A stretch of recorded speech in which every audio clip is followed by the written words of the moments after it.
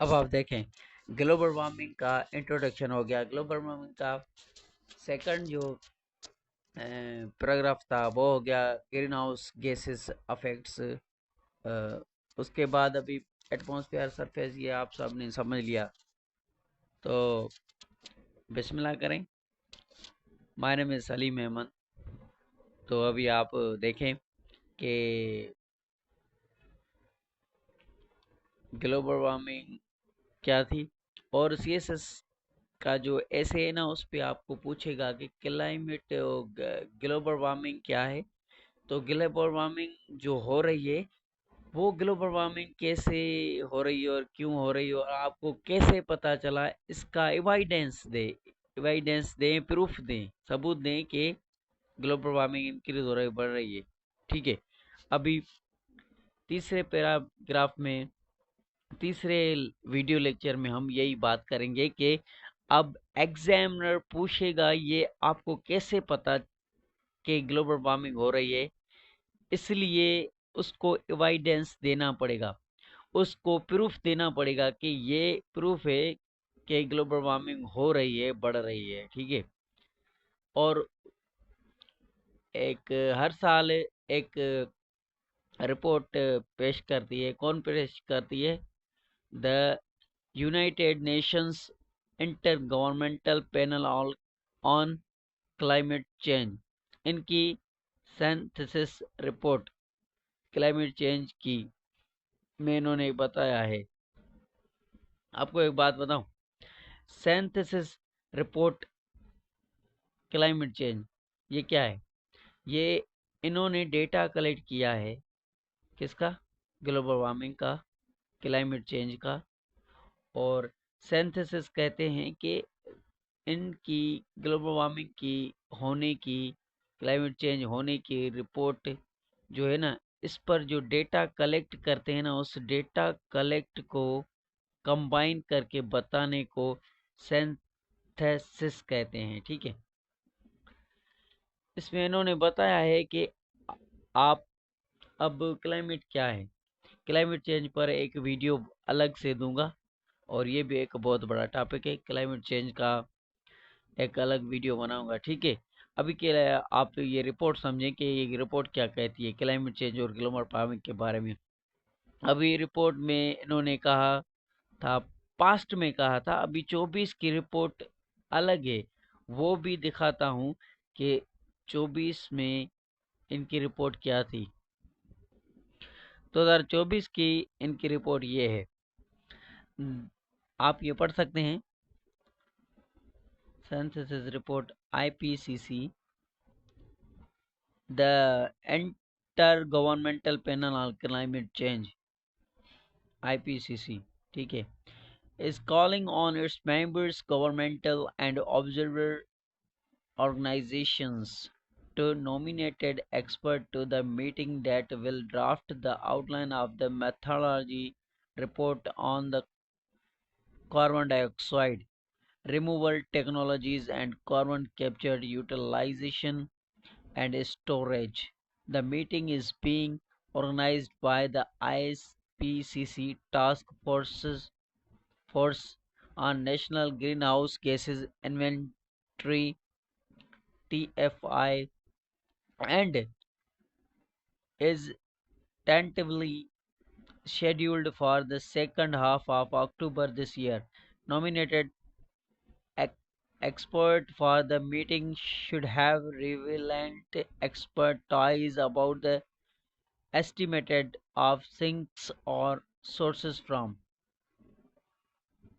Sources ये है, direct air carbon dioxide captured and store. सबसे पहले मैं आपको ये समझाता हूँ कि ये इसने क्या कहा। इसने कहा कि जो हमारी ये रिपोर्ट है, इस inter government climate change IPCC ने बुलाया है किसको? अपने मेंबर्स को और गवर्नमेंट के मेंबर्स को, क्लाइमेट चेंज के मेंबर्स को, जो इन पर रिसर्च करते हैं, जो इन पर काम करते हैं, और इन पर दूसरी जो छोटी छोटी ऑब्जर्वर करती है ऑर्गेनाइजेशन जो बनी हुई है इनके लिए, क्लाइमेट चेंज के लिए, उनको उनको कहा कि नॉमिनेट करो, मुकर्रर करो एक एक्सपर्ट्स को मुकर्रर करो जो साइंटिस्ट हैं, जो अ, मतलब कि क्लाइमेट चेंज पर काम करते हैं, उन एक्सपर्ट्स को मुकर्रर करो और मीटिंग करो उनके साथ।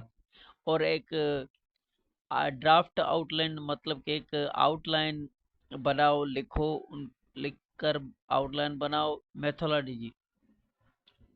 मैथोलॉजी का मतलब है कि आउटलाइन बनाओ, उसको लिखो और तरीकेकार रिपोर्ट बनाओ कार्बन डाइऑक्साइड रिमूवल टेक्नोलॉजी पर, कि कार्बन डाइऑक्साइड को जो रिमूव करने वाली टेक्नोलॉजी है ना, वो टेक्नोलॉजी का तरीका लिखो और बताओ। कार्बन कैप्चर, जो कार्बन को कैप्चर करे, पकड़े उसको और उसका फायदा उठाए और इसको कलेक्ट करे, ऐसी रिपोर्ट, ऐसा प्लान बनाओ। और meeting being organised, meeting organise करो किसके साथ? आईपीसीसी के जो मेंबर्स हैं, जो ऊपर मैंने मेंबर्स नॉमिनेट करो एक्सपर्ट्स को। टास्क फोर्स, जो ये काम करते हैं उस लोगों को, उन फोर्स को, जो इसके फोर्सेस हैं, मतलब कि जो इनके सारे जो इनके काम करते हैं फोर्सेस है किस्म के। नेशनल ग्रीन हाउस इन्वेंट्रीज, जो ग्रीन हाउस गैसन के जो इन्वेंटर्स है, जो कि ये ग्रीन हाउस गैसेस को इन्वेंट करते हैं, जो कि मजीद इन्वायरमेंट में ये गैसेस को बढ़ाते हैं ना, उन सब से बात करो। टीएफआई उसको जाना जाता है। And tentatively scheduled for the second half of the October this year, October तक इसको बना लो प्लान को। नॉमिनेट करो एक्सपर्ट्स को, मीटिंग उनके साथ करो और मुकर्रर करो एक्सपर्ट्स को और उनके साथ मीटिंग करो। रेलिवेंट एक्सपर्टाइज हो, इनके साथ मिलते जुलते हुनरमंदों को, जो एस्टिमेट करते हैं सिनकार सोर्सेज को। अब ये सिनकोर सोर्सेज क्या है? ये है sources: direct air carbon dioxide capture and store, carbon dioxide को पकड़ने और इसको स्टोर जमा करने वाला कोई नया तरीका बनाओ। बायो एनर्जी, कार्बन को कैप्चर करो और इसको भी स्टोर करने की कोशिश करो और इनको पकड़ो। कार्बन डाइऑक्साइड कैप्चर करो, उनसे फ़ायदा उठाओ और उनको कलेक्ट करो। कंक्रीट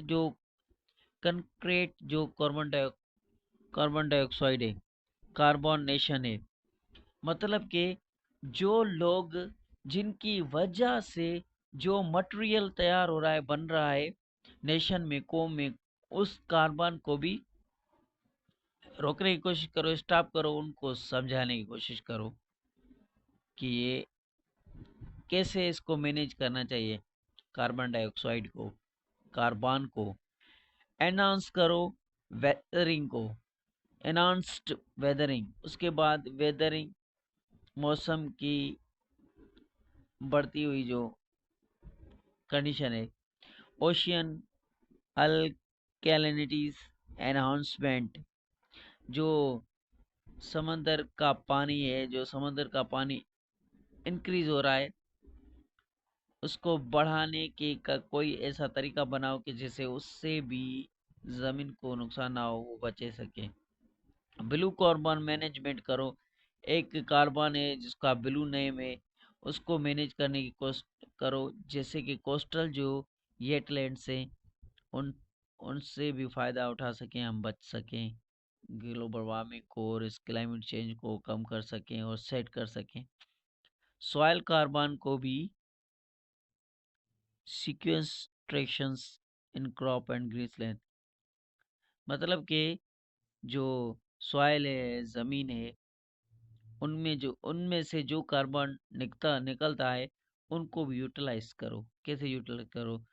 क्रॉप में और ग्रासलैंड में उसको इसी तरीके से यूज़ करो, फैलाओ, स्टोरेज करो, उनसे फ़ायदा उठाओ। पेटलैंड एंड कोस्टल वेटलैंड्स रिस्टोरेशन। अब पेस्टलैंड और कोस्टल लैंड जो के समंदर के करीब के जो एरिया हैं उनको रिस्टोर करो, अच्छे तरीके से उनको ऐसे बनाओ कि जैसे सी लेवल बढ़े भी तो पानी वो इधर ना आए।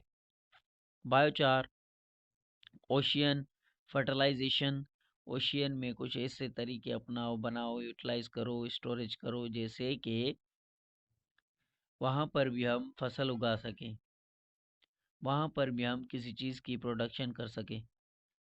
वेस्ट वाटर ट्रीटमेंट, जो पानी वेस्ट हो रहा है ना उसको कलेक्ट करें, उनसे उनको साफ करके उनको मतलब कि यूटिलाइज करें, उसको फ़ायदा उठाएं। वेटलैंड रिस्टोरेशन, और जो एक पहाड़ी इलाका है, एक ऐसी जगह है जहाँ पर पानी आता है वो वहाँ पर खड़ा रहता है और गंदगी फैलाता है, उसको भी रिस्टोर करो, उसको रिस्टोर करो, उसको ट्रीटमेंट करो उसका। फॉरेस्ट्री में, जंगलात में भी पानी खड़ा होता है, गंदगी होती है, उनको भी यूटिलाइज करो, उनका फ़ायदा उठाओ। Other carbon dioxide removal technology is not specified above, मतलब कि जो other carbon dioxide removal technologies हैं वो ना इतनी खास नहीं है, कुछ नया करो।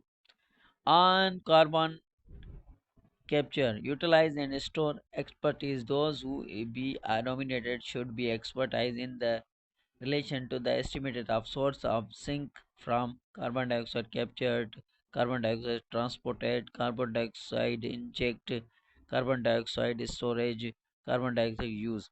मतलब कि कार्बन डाइऑक्साइड को पकड़ो, उसका फ़ायदा उठाओ, उसको स्टोरेज करो एक्सपर्टीज़ के ज़रिए, एक्सपर्टाइज हुनरमंदों के साथ उनसे मिलके उनको कैप्चर करो, उनका फ़ायदा उठाओ, उनको स्टोरेज करो, उनको यूटिलाइज करो। दोज टू बी नोमिनेटेड, मतलब कि जो गंदगी हो रही है ना उसको सफाई करके उनसे कोई ऐसी चीज़ें बनाओ। और गंदगी जो पोल्यूशन है ना दुनिया में जो हो रही है, मीथेन गैस बहुत खतरनाक है, उनकी वजह से पोल्यूशन हो रही है और उनकी वजह से माहौल ख़राब हो रहा है, एटमॉस्फेयर ख़राब हो रहा है, ठीक है। तो इसलिए इन रिपोर्ट में ये सब कुछ उसने बयान किया है, बताया है। हमें ये सारी रिपोर्ट लिखनी नहीं होती, हमें फैक्ट्स और फिगर्स निकालने होते हैं कि कितनी सी लेवल इंक्रीज हो रही है इनकी रिपोर्ट के मुताबिक मुताबिक और कितना टेम्परेचर बढ़ रहा है। वो फैक्ट्स और फिगर्स निकाल कर हमको लिखना है। वो हमको कैसे लिखना है वो मैं आगे लेक्चर में बताता हूँ। अभी आप देखें कि इनका यही मतलब है कि जो कार्बन डाइऑक्साइड है जिसकी वजह से पॉल्यूशन हो रही है उनको क्या करें, कैप्चर करें। पॉल्यूशन की वजह से ही एटमॉस्फेयर ख़राब हो रहा है और ए, जो ग्लोबल वार्मिंग हो रही है, गर्मी बढ़ रही है, ठीक है।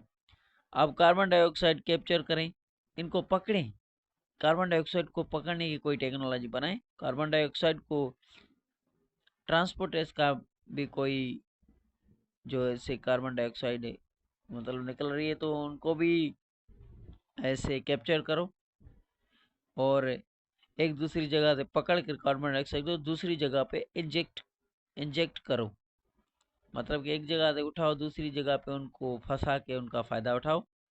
और कार्बन डाइऑक्साइड को स्टोर करो, स्टोरेज मतलब कि उसको स्टोर करो। और कार्बन डाइऑक्साइड यूज़ करो, कार्बन डाइऑक्साइड का इस्तेमाल करो। Enhanced oil gas coil bed methane recovery, और बढ़ाओ ऑयल गैस कॉयल के बेड को, इसको रोको, एनहांस को, इस मतलब कि ऑयल गैस कॉयल जो इनका यूज़ हो रहा है ना इनको कम करने की कोशिश करो, यूटिलाइज इनको कम करने की कोशिश करो। बेड है मीथेन गैस उसको रिकवरी करो, उनकी रिकवरी करने की कोशिश करो कि उनको सेट करने की कोशिश करो। प्रोडक्शन ऑफ केमिकल्स, जो केमिकल्स है ना प्रोडक्शन हो रही है उनको भी हैंडल करो अच्छी तरह से। और production of other productions, other product जो भी तैयारी हो रही है, प्रोडक्ट हो रही है, खाने पीने की चीज़ें फैक्ट्रीज में इधर उधर तैयार हो रही है, उनका कोई ऐसा मसला कोई हल निकालो जैसे कि वो अच्छी तरीके से अलग तरीके से तैयार हो। ये इस रिपोर्ट को सिक्स्थ रिपोर्ट कहा जाता है। जो 2024 में हुई है। तो इसका ये सारा कुछ लिखा हुआ है, ये आप पढ़ सकते हैं, पढ़कर समझ सकते हैं। ये देखो CEST ऊपर लिखा है, ऑन फ्राइडे 19 जुलाई 2024 में ये रिपोर्ट पेश हुई थी। देखें देखें देखें, ठीक है। अभी आप टॉपिक पर वापस आते हैं कि ये थी 24 की रिपोर्ट, ठीक है। ये पास्ट में अलग थी, अभी रिपोर्ट ये अलग आई है। वो भी दिखाता हूँ, मैं दिखा चुका हूँ आपको। इनकी रिपोर्ट के तहत आप सी लेवल का मतलब के ओशियन समंदर के पानी बढ़ रहा है ना जो, और इस पर एक हदीस भी है कि ये ओशियन का जो समंदर का पानी बढ़ रहा है ना, इसमें आपको मैं नबी करीम सल्लल्लाहु अलैहि वसल्लम की एक हदीस बताता हूँ। नबी करीम सल्लल्लाहु अलैहि वसल्लम ने पहले ही बताया, चाहे 1400 साल पहले ही नबी करीम सल्लल्लाहु अलैहि वसल्लम ने इसके बारे में बता दिया है। नबी करीम सल्लल्लाहु अलैहि वसल्लम की एक हदीस है कि सबसे पहले क़यामत से 40,000 साल या 40 साल पहले सिंध समंदर के अंदर चली जाएगी, और कोस्टल एरिया जो समंदर के नज़दीक जो एरिया है ना, वो सारी समंदर के अंदर चली जाएगी एक दिन, ठीक है। अब सिंध डीपेस्ट पॉइंट समंदर का जो है ना, वो है गवादर, कराची में। कराची सिंध है, तो सिंध सबसे पहले पानी समंदर में अंदर जाएगी। तो वो सी लेवल जो इंक्रीज हो रहा है ना, उसकी वजह से नबी करीम सल्लल्लाहु अलैहि वसल्लम ने 1400 साल पहले हमें बता दिया है हदीस में।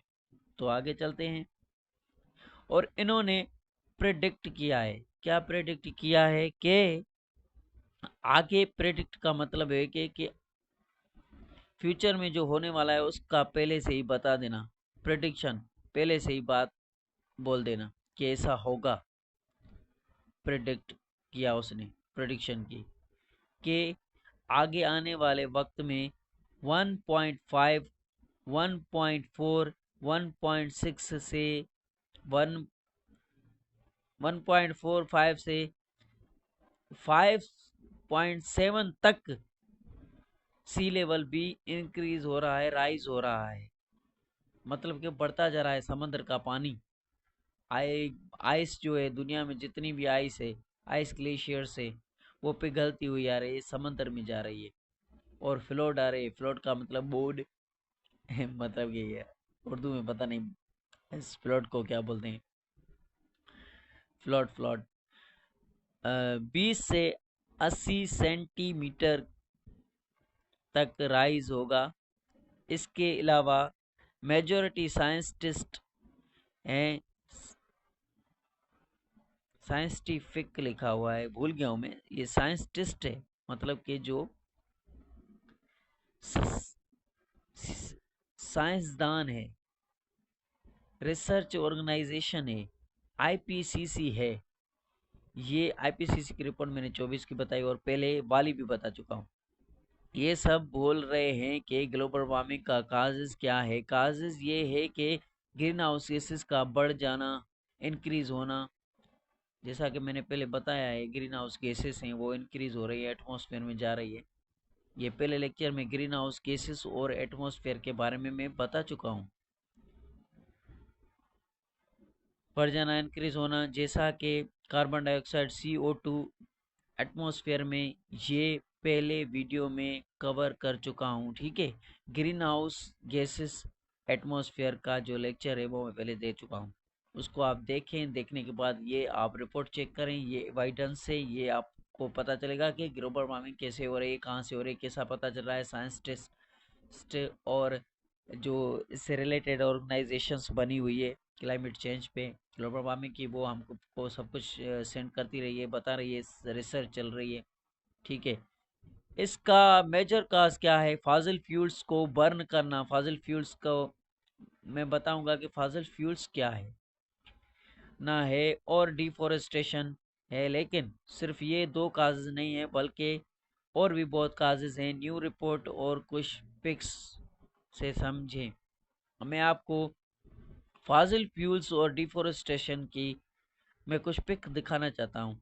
2 मिनट रुकें। क्विकली देखते हैं कि ये फाजिल फ्यूल्स क्या है। फाजिल फ्यूल्स, ये मैंने गूगल से पिक्चर निकाली है आपको समझाने के लिए, आपको दिखाने के लिए कि ये क्या होते हैं। कॉयल, कॉयल ये होता है, क्रूड ऑयल भी होता है, नेचुरल गैस भी होती है। ये फाजिल फ्यूल्स की है। ये फाजिल फ्यूल्स हैं, गैस है, पेट्रोल है, जिससे आग जलती है। ये देखो, न्यूक्लियर पावर है, और कोयल है, गैस है, ऑयल है, और इन सबको बंद करके रिन्यूएबल एनर्जीज को अपनाएं।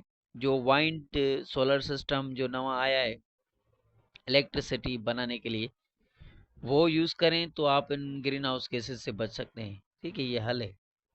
और अभी आपको मैं दिखाता हूँ कि अलग चीज क्या है। ये देखें, ये देखें, ये देखें, ये फाजिल फ्यूल जल रहा है, धुआं निकल रहा है, एटमॉस्फेयर में जा रहा है, ऊपर जा रहा है, और वो ग्रीन हाउसेस गैसेस को खराब कर रहा है। उसमें गैसेस पहले से ही मौजूद है, मैं आपको पहले लेक्चर में बता चुका हूँ। उन गैसेस को ये धुआं जाके खराब कर रहा है, डबल कर रहा है, ट्रिपल कर रहा है, फिर टेम्परेचर इंक्रीज हो रहा है। ये देखो, नीचे हरियाली है, इस हरियाली के बाद नीचे ये पिके, ये हरियाली इधर खत्म हो गई।